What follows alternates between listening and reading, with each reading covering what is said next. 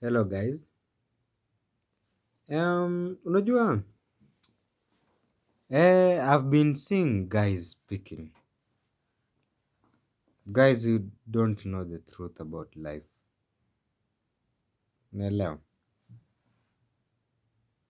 I'm speaking as one of the guys.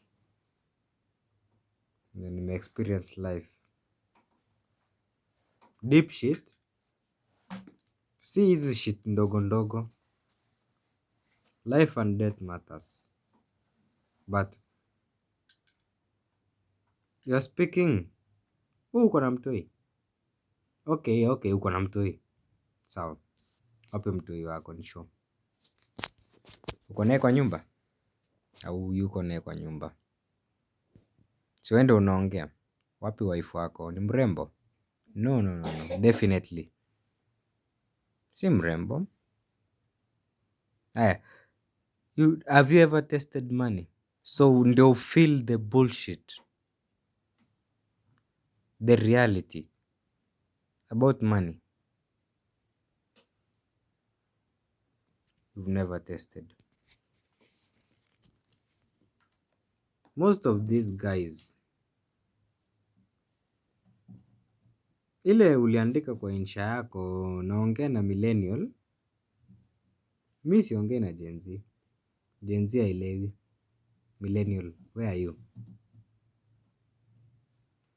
Ile composition uliandika, uliuliza siku ile. Paper chromatography inasaidia nini? Haya, ndio paper chromatography. Ulisema composition inasaidia nini? Haya, insha, ulisema inasaidia nini? Tuende kazi sasa.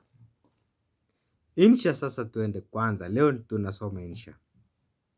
Tunataka tuchukue tu dakika 4 kila siku. Tujiulize maswali. Kama sisi akina millennials. Hizi pesa tumeanza kuzionja. Ni zetu kweli? Some of them. Few. Insha yasemaje? Chambilecho wahenga na wahenguzi.